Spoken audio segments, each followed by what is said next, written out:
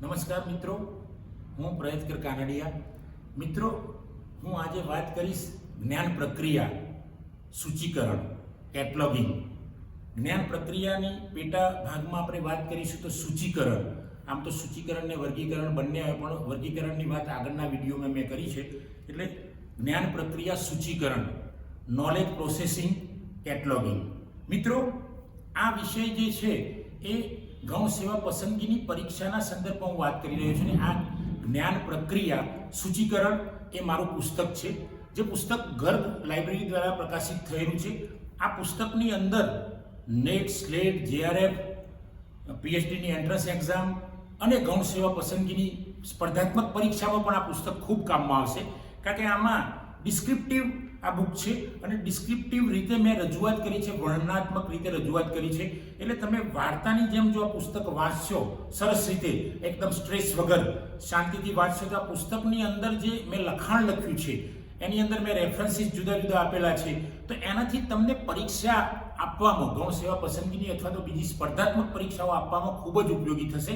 આ પુસ્તકની અંદર કેવા પ્રકારની માહિતી છે એની વાત કરીશું તો સૂચિકરણનો અર્થ, એના હેતુઓ, કાર્યો. સૂચિ એટલે શું? સૂચિ એટલે લાઇબ્રેરીનું દર્પણ ધારો કે કહીએ, એ ગ્રંથાલયનો અરીસો કહીએ, મિરર ઓફ લાઇબ્રેરી કહીએ. કારણ કે એક મેન્યુ ટાઈપ છે. સૂચિ એ મેન્યુ, જેવી રીતે આપણે હોટલમાં જમવા જઈએ અને ત્યાં પેલો વેઇટર લાવીને આપણને મેન્યુ આપે છે, તો મેન્યુથી આપણને ખબર પડશે કે કઈ વસ્તુનો કયો ભાવ છે. તો આની અંદર સૂચિના વિશેની મેં વિગતે સમજ આપી છે કે સૂચિ એ ગ્રંથાલયનું દર્પણ છે. એટલે ગ્રંથાલયમાં કયું પુસ્તક ક્યાં પડેલું છે એની જાણકારી તમને સૂચિ આપશે. મિત્રો, એ સિવાય આપણે આગળ વાત કરીશું તો સૂચિના સ્વરૂપો એટલે કે સૂચિના પ્રકારો. તો સૂચિના ભૌતિક સ્વરૂપો છે અને બાહ્ય સ્વરૂપો છે. તો મિત્રો, બાહ્ય એ જ ભૌતિક અને બીજા આંતરિક સ્વરૂપો છે. મિત્રો, પહેલા આપણે વાત કરીશું ભૌતિક સ્વરૂપો. તો પ્રિન્ટેડ બુક કેટલોગ એટલે કે મુદ્રિત પુસ્તક સૂચિ. આની અંદર જેવી રીતે પુસ્તક હોય છે એ જ રીતે આખા ગ્રંથાલયના પુસ્તકોની માહિતીનું ડિસ્ક્રિપ્શન કરેલું છે. તો આવી સૂચિને આપણે કહીશું પ્રિન્ટેડ બુક કેટલોગ. એના પછી આપણે વાત કરીશું તો કાર્ડ કેટલોગ, પત્રક સૂચિ. પત્રક સૂચિ એટલે જુદા જુદા પુસ્તકના જુદા જુદા પત્રકો હોય છે, એને આપણે પત્રક સૂચિ. એ જ રીતે ગાર્ડ સૂચિ છે, શિપ સૂચિ છે. એ જ આગળ આપણે વાત કરીશું તો હવે આજના જમાનામાં તો ઓપેક આવી ગયું છે, ઓનલાઈન પબ્લિક એક્સેસ કેટલોગ. સીડી રોમ પણ હતા ભૂતકાળમાં થોડાક સમય પહેલા.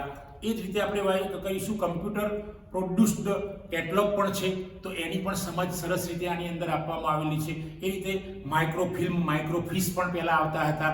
અત્યારે હાલ આપણે વીજાણુકીય સાધનો દ્વારા પણ જુદી જુદી શોધો થઈ છે કેટલોગના સંદર્ભમાં. તો આ મિત્રો થયા બાહ્ય સ્વરૂપોની, ભૌતિક સ્વરૂપોની વાત. આંતરિક સ્વરૂપોની આપણે વાત કરીશું તો મુખ્યત્વે ત્રણ ભાગની હું પહેલા વાત કરીશ, ત્રણ સ્વરૂપોની. તો પહેલા તો ટાઇટલ કેટલોગ એટલે કે ટાઇટલની અંદર ટાઇટલ મુજબ જે ગોઠવણી થતી હોય અંદર એને આપણે ટાઇટલ કેટલોગ કહીશું, અથવા તો શીર્ષક સૂચિ અથવા તો નામ સૂચિ કહીશું એને. આગળ આપણે વાત કરીશું તો વિષય સૂચિ. વિષય સૂચિ એટલે સબ્જેક્ટ કેટલોગ જેને કહીશું, કે જેની અંદર પુસ્તકોની ગોઠવણી અથવા તો કાર્ડની ગોઠવણી સબ્જેક્ટ પ્રમાણે થતી હોય. એટલે 0 થી 9 સુધીના જે સબ્જેક્ટ ડીડીસી પ્રમાણે હોય. તો પછી આગળ આપણે વાત કરીશું તો ઓથર કેટલોગ. એટલે ઓથર કેટલોગ એટલે લેખક અથવા તો કર્તાની સૂચિ. તો આ કર્તાની સૂચિ કર્તા પ્રમાણે ગોઠવાયેલી હોય છે. અને આ જે સૂચિના જે મેં સ્વરૂપોની વાત કરી, એ સ્વરૂપોને જોઈને એ મુજબ જો વાચક પુસ્તક શોધવા ગ્રંથાલયમાં જશે તો એ સરળતાથી પુસ્તક શોધી શકશે. કારણ કે સૂચિ એ દર્પણનું કામ કરે છે અને સૂચિ એ વાચકને એના કપબોર્ડથી, ત્યાં એના જે કેબિનેટ હોય ત્યાંથી સુધી એને પુસ્તક સુધી લઈ જવાનું સરસ કામ કરે છે. મિત્રો, આ થઈ બાહ્ય અને આંતરિક સ્વરૂપોની વાત કરી. હવે નોર્મેટિવ પ્રિન્સિપલ ઓફ કેટલોગિંગની વાત કરીશું. એટલે આદર્શમૂલક સિદ્ધાંતો, જે લાઇબ્રેરી સાયન્સ કેટલોગમાં કયા સિદ્ધાંતો છે તો સપ્રમાણતાનો નિયમ, અર્થઘટનનો નિયમ, કર્કશતાનો સિદ્ધાંત આપણે વાત કરીશું, લો ઓફ ઓસ્મોસિસ. તો આવા બધા જુદા જુદા અભિસરણનો જેને કાયદો કહીશું, તો આવા જુદા જુદા એની અંદર સૂચિકરણની અંદર જુદા જુદા કાયદાઓ અથવા તો જુદા જુદા સિદ્ધાંતો, નોર્મેટિવ પ્રિન્સિપલ્સ આપવામાં આવેલા છે. ત્યારબાદ રંગનાથનને જે સૂત્રો પ્રતિપાદિત કર્યા છે, પુસ્તક ઉપયોગ માટે છે, દરેક વાચકને તેનું પુસ્તક મળે, દરેક પુસ્તકને એનો વાચક મળે, વાચકનો સમય બચાવો, કર્મચારીનો સમય બચાવો અને ગ્રંથાલય ચીર વર્ધમાન એટલે કે જીવંત સંસ્થા છે. તો આની સરસ રીતે રજૂઆત કરી છે.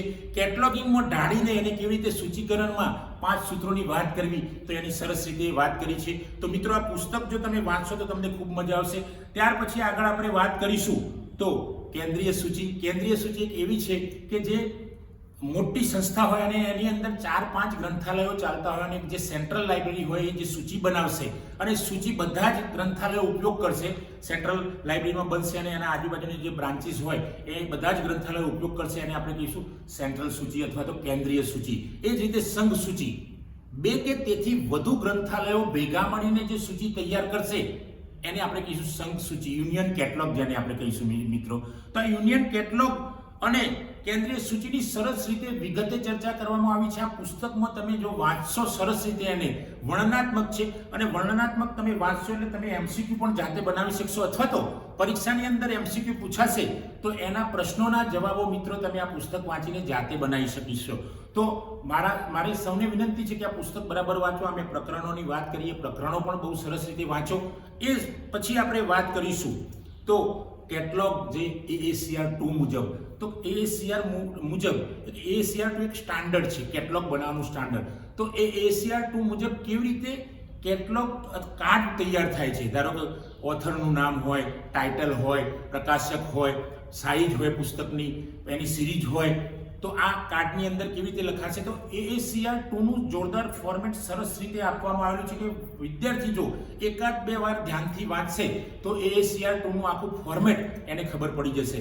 એ સિવાય AACR 2 ના નિયમોની પણ ખૂબ સુંદર રીતે રજૂઆત કરી છે, જેના કારણે વિદ્યાર્થી 2-3 વાર વાંચે તો એને આ બધા જ નિયમો AACR 2 ના યાદ રહી જશે. તો મિત્રો આપ સૌ ગૌણ સેવાની પરીક્ષા આપતા હોય, નેટ સ્લેટની પરીક્ષા આપતા હોય, JRFની એક્ઝામ આપતા હોય, PhD એન્ટ્રન્સ ટેસ્ટ આપતા હોય, એ સિવાય લાઇબ્રેરી અને ઇન્ફોર્મેશન સાયન્સની કોઈ પણ સ્પર્ધાત્મક પરીક્ષા આપતા હોય તો આ પુસ્તક આપને ખૂબ કામમાં આવશે. આપ સૌ મિત્રો આ પુસ્તક ખરીદો, નહીં તો વાંધો નહીં, ખરીદવાની જરૂર નથી ને જો કદાચ તમને કોઈ લાઇબ્રેરીમાં ના મળી રહે તો ઘર લાઇબ્રેરીમાં મળી રહેશે મિત્રો. એ સિવાય તમને એકેડેમિક લાઇબ્રેરી, પબ્લિક લાઇબ્રેરી અને એ સિવાયની તમારી નજીકની આજુબાજુમાં સાર્વજનિક જો કોઈ પુસ્તકાલય હોય તો ત્યાં પણ આ પુસ્તક તમને મળી રહેશે. તો મિત્રો આપ સૌ આ પુસ્તક મેળવીને વાંચો અને ગૌણ સેવાની તૈયારી કરો. આ પુસ્તક માત્ર એવું જરૂરી નથી કે માત્ર લાઇબ્રેરી સાયન્સના વિદ્યાર્થીઓને ઉપયોગી થશે, પણ બીજા વિદ્યાર્થી વાંચશે તો પણ એમને સરસ રીતે જ્ઞાન મળશે. તો મિત્રો આવો સૌ આપણે સાથે મળીને પુસ્તક વાંચીએ, તમે પણ વાંચો. મિત્રો જો મારો આ વિડીયો પસંદ આવ્યો હોય એને લાઈક કરો, શેર કરો, કોમેન્ટ કરો અને જો મારી ચેનલ સબસ્ક્રાઇબ ન કરી હોય તો સબસ્ક્રાઇબ કરો. Thank you friend. જય હિન્દ, જય ભારત.